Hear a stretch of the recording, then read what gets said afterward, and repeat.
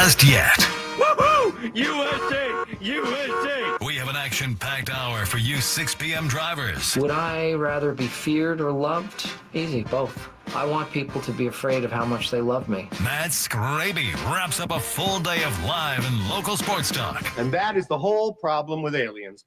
You just can't trust them. Occasionally you meet a nice one, but usually they turn out to be some kind of big lizard. The Skraby Show starts now on 97.3 The Fan. Hello and welcome into the first Skraby Show of the Padres offseason 2025. I am Matt Skraby. Thank you for joining me. If you would like to watch, you can on YouTube. Just go to YouTube, search 97.3 The Fan. Or if you're a Skrabinator, you can go to the chat that has other Skrabinators in it. If you go to youtube.com/@theskraby show, you can get in there. Make sure you subscribe to the page as well. I always see people saying that you need to subscribe to the page, and I never do, so I should probably say that. But here we are. We are in the off season, and I definitely did not expect for the off season to come so quick. I truly thought that they were going to, the Padres, I truly thought that they were going to figure it out in game 3. I truly thought at some point they were going to come back. And everybody knows I'm a pretty positive person when it comes to sports. Maybe not so much positive about other things in my life, but I'm definitely positive when it comes to sports. And yesterday was a slow burn because some of those at bats just didn't look great. It just the whole thing didn't look great. And the series just felt weird.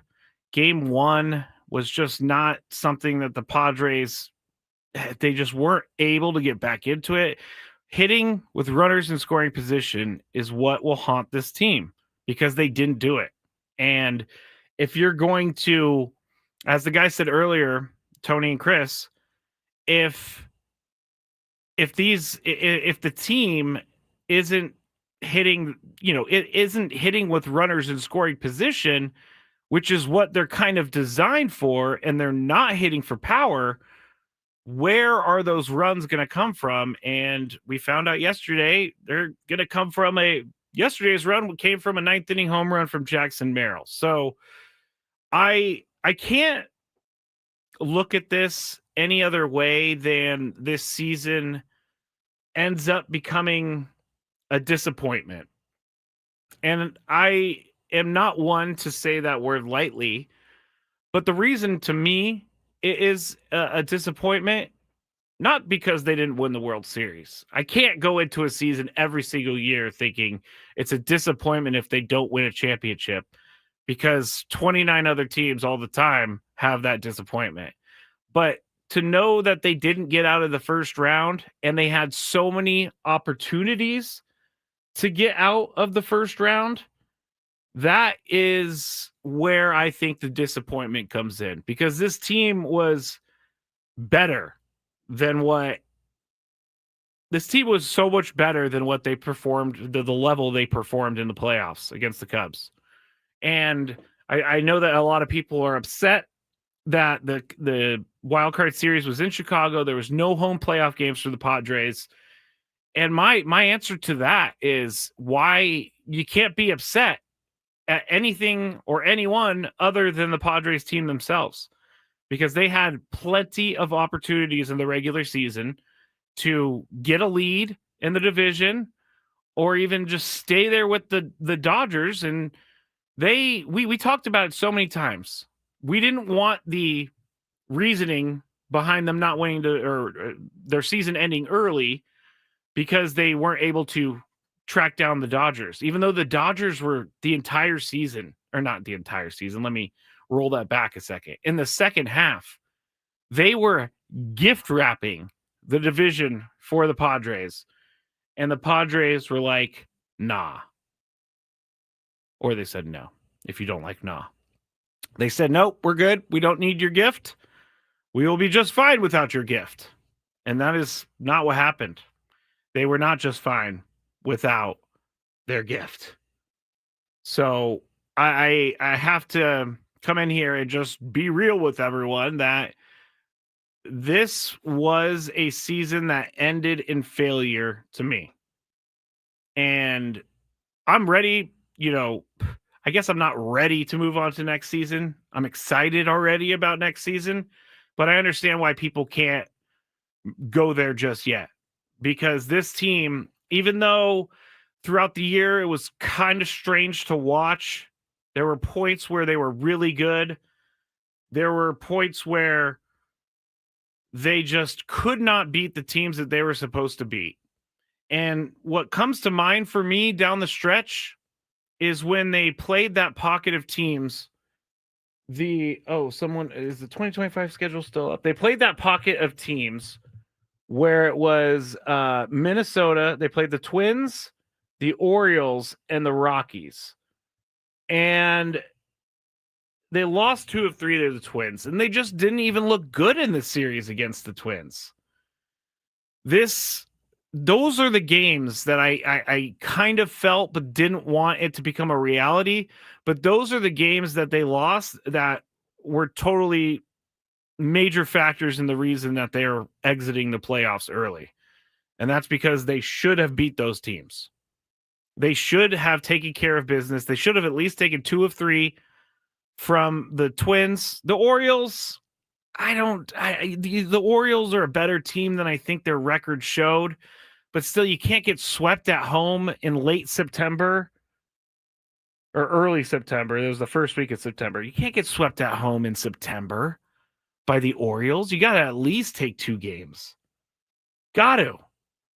And so when I was thinking about the season last night and this morning, I just kept coming back to the fact that instead of going to Chicago, and again, I know this is in a vacuum. I know that things could change, but in a vacuum, instead of going to Chicago to play the Cubs at Wrigley, you may have been at home playing the Reds because the Dodgers won the division.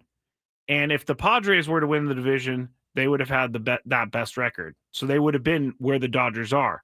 And the Padres could have had 3 home games against the Reds. And although the Reds, the Padres and the Reds play the Padres well all the time, it would have been a much easier go being at home because we know how good they are at home. And just some of the numbers that come out of this series, I mean, they are just numbers that are a part of nightmares, really. If you were to say before the series, hey, if they lose in 3 games, how many runs are they going to score? And you said 2 or 3, I would be like, you're crazy. But that's exactly what they scored. And, I have been seeing a lot of reaction from Padres fans out there. And I know that there's a lot of hurt talking out there. But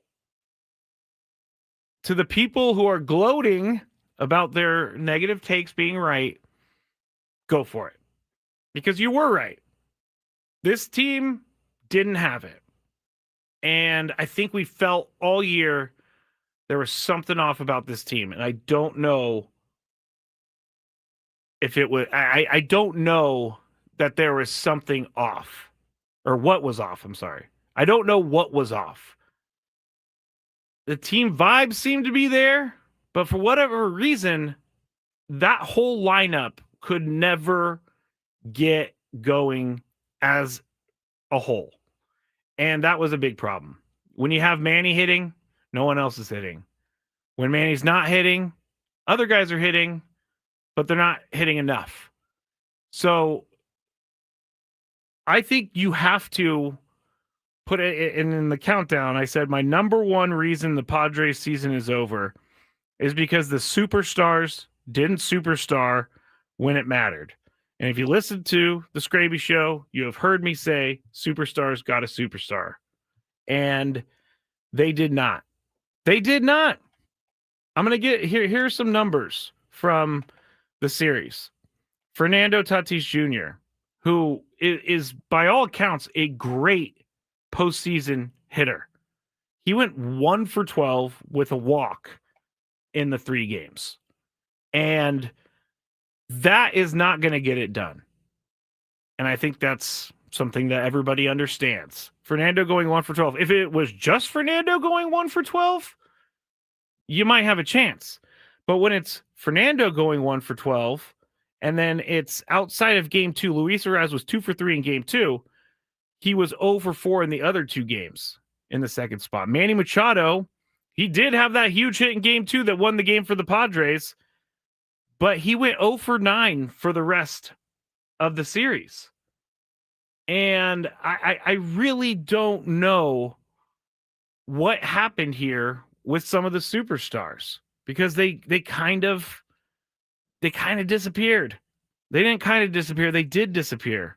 The first 3 batters were 4 for 33 in the series. 4 for 33. And that is a recipe for a series loss. So I'm not surprised whatsoever that the Padres season is over by looking at these numbers. I mean, it really did come down to the top of the 9th inning. And we've already talked about DJ Rayburn and the umpire's strike call that was actually a ball.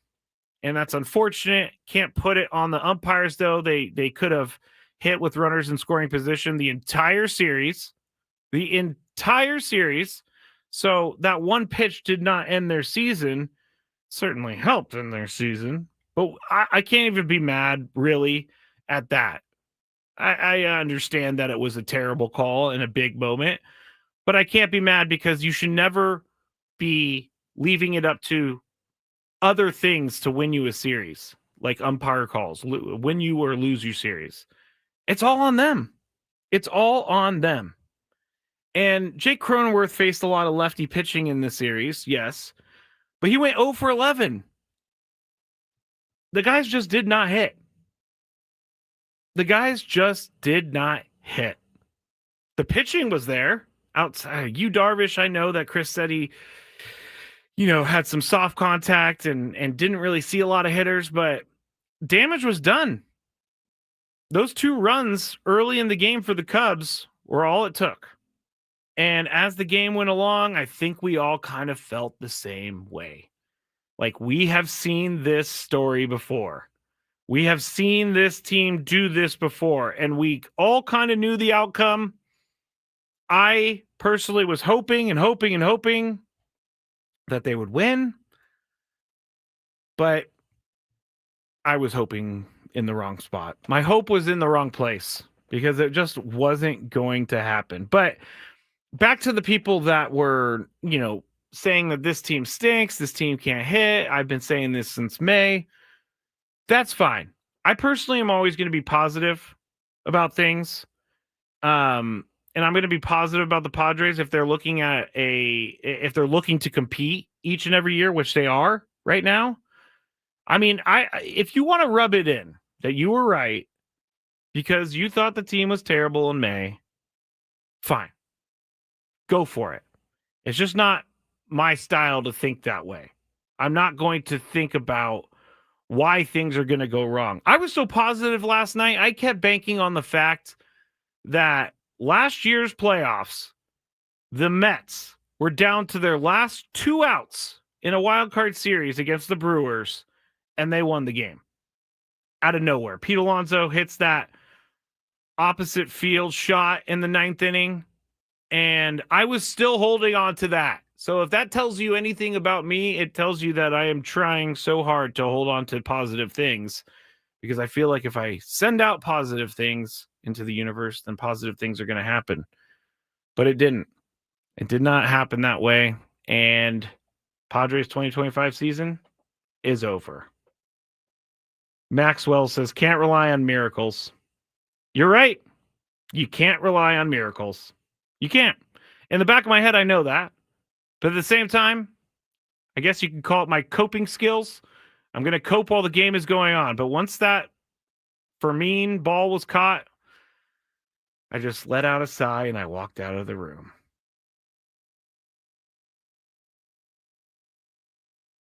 Legend Girlie says, Hope was seeing that Merrill homer. Yeah, it was. And then seeing 2 guys get on base and all of the above what happened in the top of the 9th. That was hope.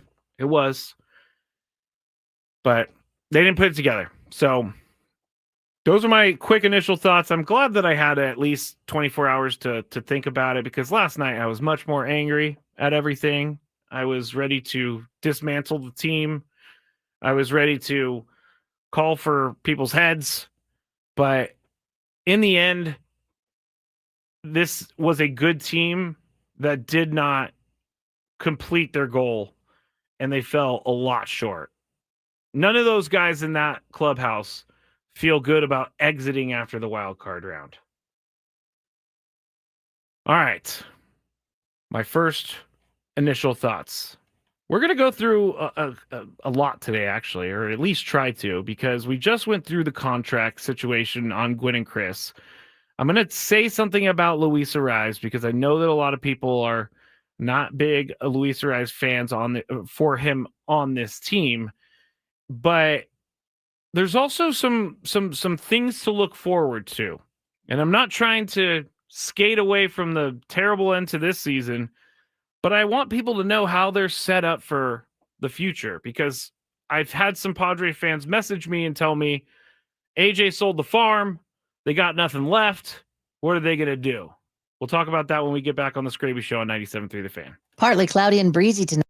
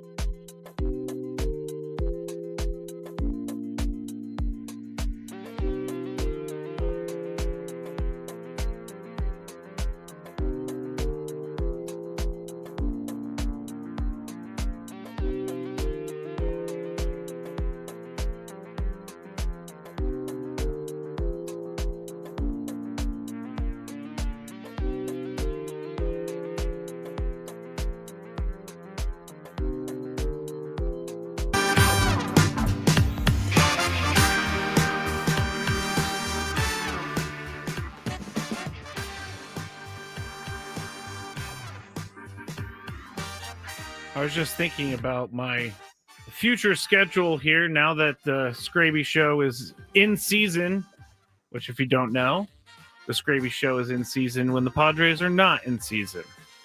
So you'll be getting a lot of me from 6 to 7 p.m. throughout the next couple months. Honestly, I remember it feels kind of long ago, but it also doesn't feel that long ago that we were just talking about who's going to play left field for the Padres in 2025. And that was a huge topic of conversation. We were talking about where are they going to find some of this power? What are they going to do about pitching? Everything seemed to come together. Everything seemed to make sense. I thought AJ Preller, I know there's people who don't like AJ out there, but I'm going to echo what Chris and Tony said and some of the other people in the chat said. I'm going to echo that, hey, be careful what you wish for. Be careful what you wish for with AJ Preller, because there are rumors out there that he could be on the move. I don't want to believe it. I have no idea if it's true or not. But it would be very hard for me to believe that the team would want to get rid of him. I don't know that that would be in the team's best interest. You have a guy who is good and creative and brings players in and restocks the farm system. Johnny says, don't forget they fell short, quote unquote, again. That is true. They have fallen short again. But I would like to ask in chat, please let me know, what would have... I can't say that winning a World Series was the only option for this team, because, again, it's very tough to win a World Series. There are lots of teams that don't win a World Series, but where would they have had to go in the playoffs for you to consider this season a success?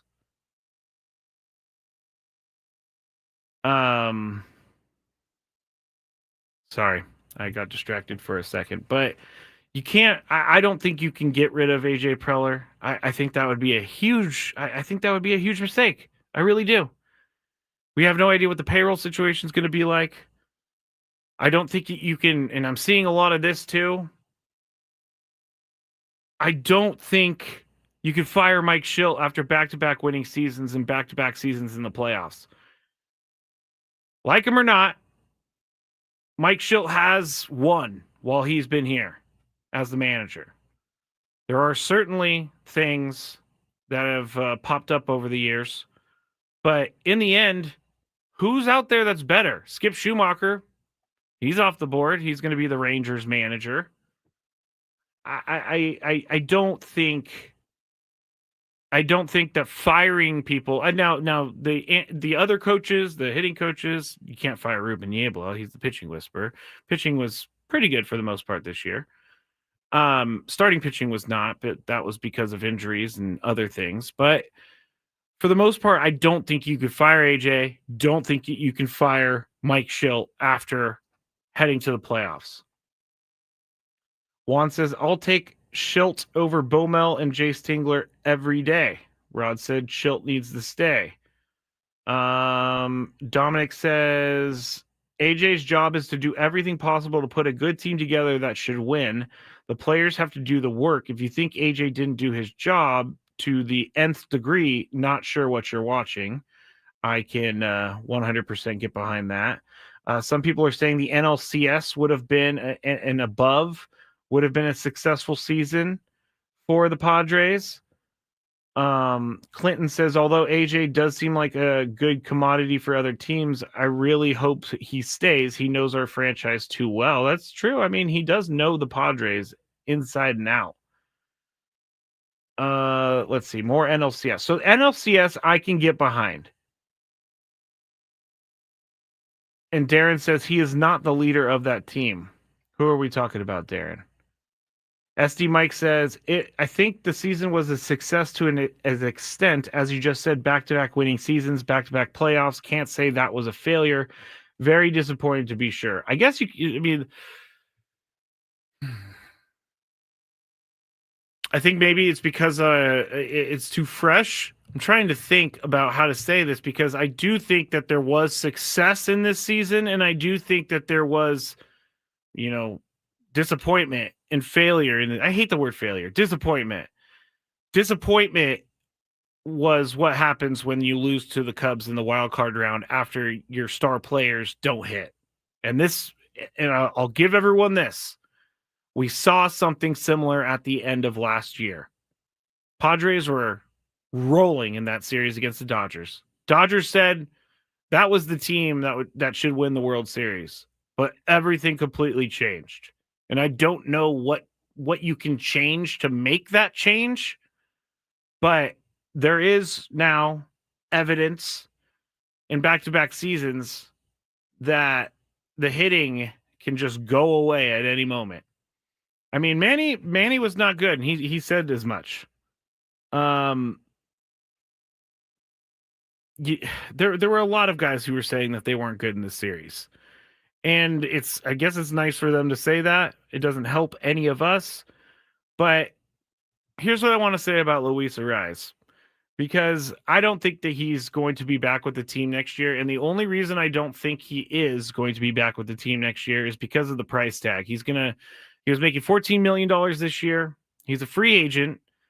I don't know that he's willing to accept a massive hometown discount and stay a Padre. I know that he loves the Padres, but I don't think he's going to be back with the team next year. And I'll say this about him, because watching him for the past almost 2 seasons, I know he came over, I think, in May of last season. The dude cares a lot. And he did not have a batting champion type of year. Do I think that he was misplaced in the lineup as the year went along? When the year started, sure. Let's give the 3-time batting champ the number 2 spot in the lineup. But as the season went along, did I want to see some flexibility? Maybe a little bit of trying something new? Yeah, I did. But do I think that Luis Arraez is someone who makes a team worse? No, I don't. Now, I had to look this up because I wanted to see where he finished around baseball. Luis Arraez tied for the second most hits in all of baseball. That surprised me when I looked up that stat earlier. That did really, really surprise me. He had the 13th best batting average in baseball when it was all said and done, 292. And he led the Padres in batting average. Now, there's plenty of other things that he did not lead the Padres in, but I can't say that Luis Arraez is a guy who makes a team worse. And also, Rod just said this on the chat, and I have it written down in my notes. The guy played with a broken thumb last year in the playoffs. So if anyone is out there being like, he's a garbage human, he's garbage, just remember, these guys, have injuries that we don't know about, but he had a broken thumb and still played through it, still won a batting title. I tend to, when I think about what failed this team, I cannot go in the direction of the front office or the manager. I have to go with the players. And Luis Arraez was 0 for 8 in game 1 and game 3. He was 2 for 3 in game 2. There's a complete correlation there. Game 1 and game 3, Fernando, Arraez, and Manny didn't hit. In game 2, they did, and they won that game. So it's not just the first 3 guys in the lineup, but when your superstars don't superstars, or when your superstars don't superstar, it's going to be hard to win these playoff series. It's going to be really difficult to win playoff series. I do think, Luis Arraez, to close it up on him, he has purpose, and I do think that he can make a team successful, but I don't know in what application that is for the Padres. I mean, we tried it. I give the guy credit. He played first base this year. He worked really hard at it. I think he did a pretty decent job at first base, but I do know there were times when him playing first base maybe allowed a runner to get on because he had to jump and other first basemen are taller than him. These are the small things that at first base that can add up over the season. And I think he did a pretty good job defensively. I just don't know where he fits with this team if he is not a batting champ. That's where, to me, his real successful value lies, is if he's hitting over 300 and he's hitting with runners in scoring position and he's getting on base and he's doing he has multi-hit games left and right. That's where it is. But this year, for whatever reason, he could never really get it going. He did there at the end of the year. I mean, 292 is still the best batting average on the Padres. And he had the second most hits in baseball. But I don't think it's with the Padres. All right, I went through everything. I blew through this entire segment talking about things I didn't realize I was going to talk about for so long. But when we get back, I'm going to take you through the future of this team and let you know what AJ Preller has done to put them in a position to, pretty much for the most part, come back with a similar team next year. So stick around. I'm Matt Skraby. This is the Skraby Show, 97.3 The Fan. Quinn and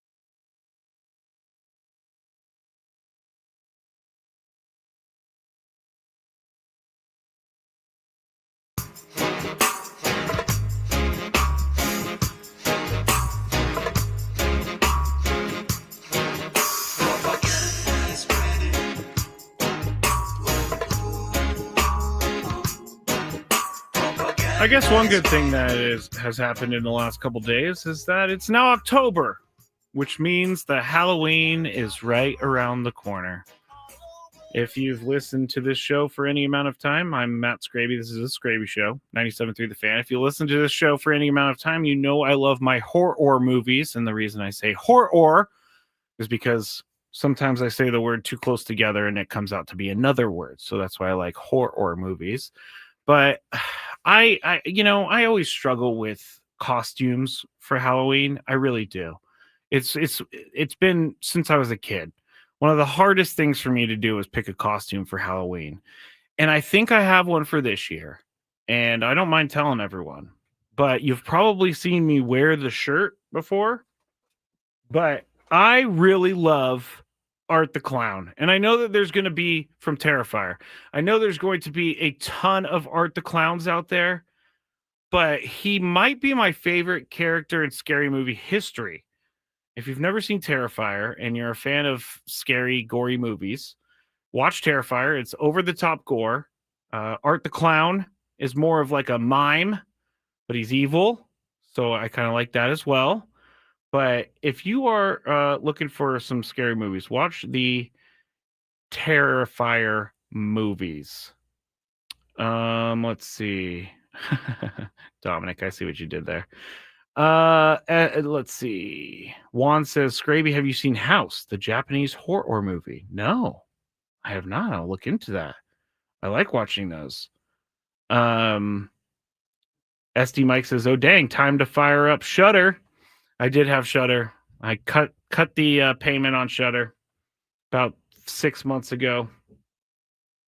I mean, I was watching Shudder more than anything, which Shudder is like a scary movie Netflix type thing, SHUDDER. But I think I'm going to be Art the Clown. Dominic says, aren't all mimes evil?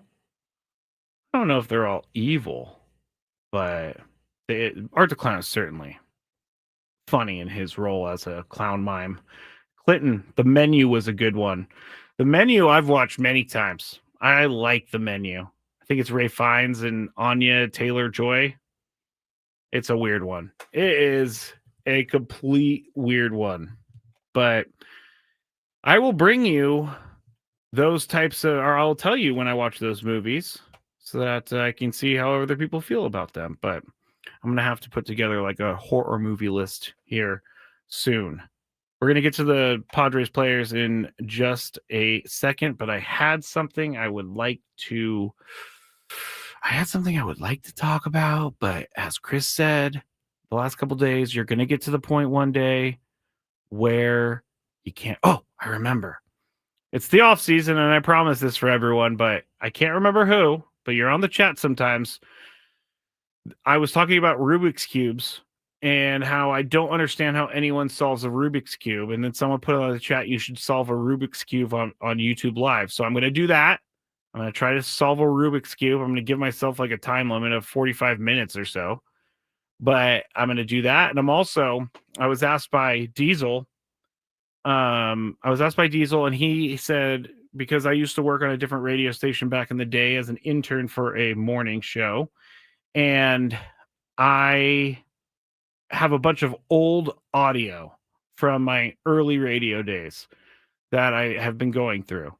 And I'm going to do a little YouTube Live and share some of that old audio. It is, I will say, some of this audio is drunk Skraby, which, if you don't know, I haven't drank in nearly 9 years. So this is a side of Skraby you've never heard before. And I'm going to do that at some point. Juan says it's math about the Rubik's Cube. I know. I'm the worst math person on earth. So that's why I don't understand the Rubik's Cube. I don't understand math. Susan says The Exorcist is by far the best horror movie. I mean, I do love The Exorcist. Let me tell you. I do love The Exorcist. Aztec Gator, let's get back to the Padres because I have limited time remaining and I will get to the players that are set up for the future.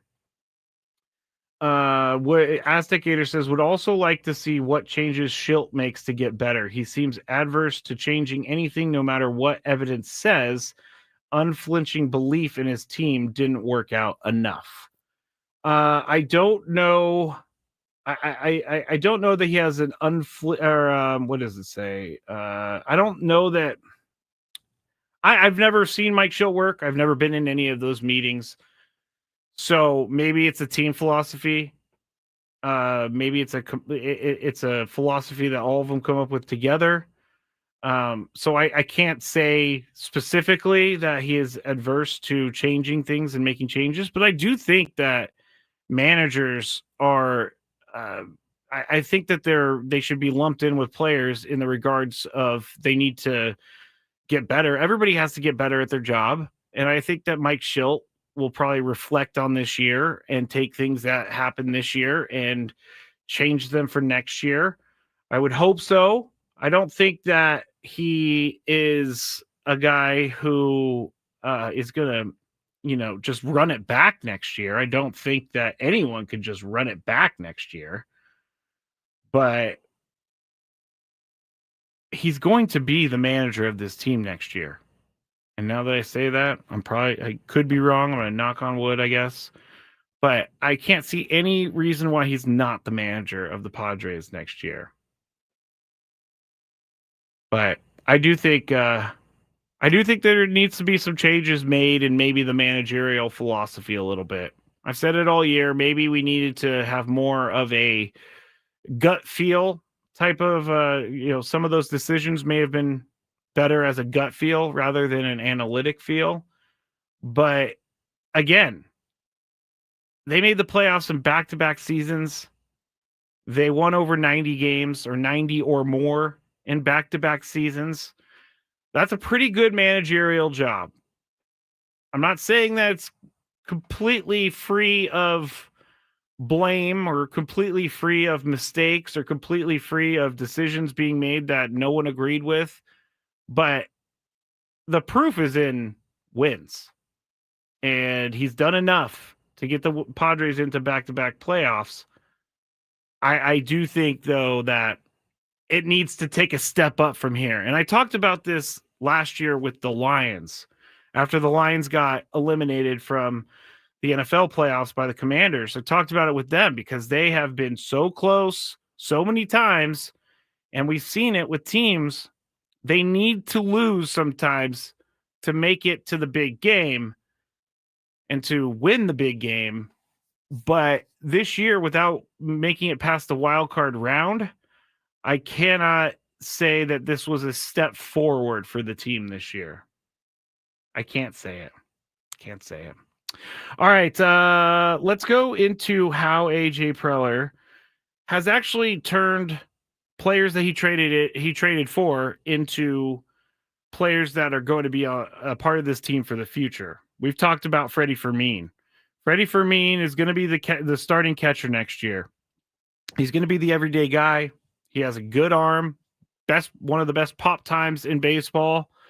I think he showed that he can hit a little bit. Maybe he can get better with the bat, but he's set up for the next 3 seasons. He just completed his first year of arbitration, so he's got 3 more years of arbitration. He's under control. JP Sears came with the Mason Miller trade. We'll talk about Mason Miller in just a second. JP Sears, I have no idea what his role is going to be in the future, but he is under control for 2 more years. Gavin Sheets came in. No one really knew what was going to happen with Gavin Sheets. He became a very pleasant surprise to everyone. I would hope that he can improve on this year for next year. He is under team control for the next 2 seasons. Adrian Morejon, he's under control for 1 more season. And here are all the guys that are that aren't even to the arbitration process. They are in pre-arb.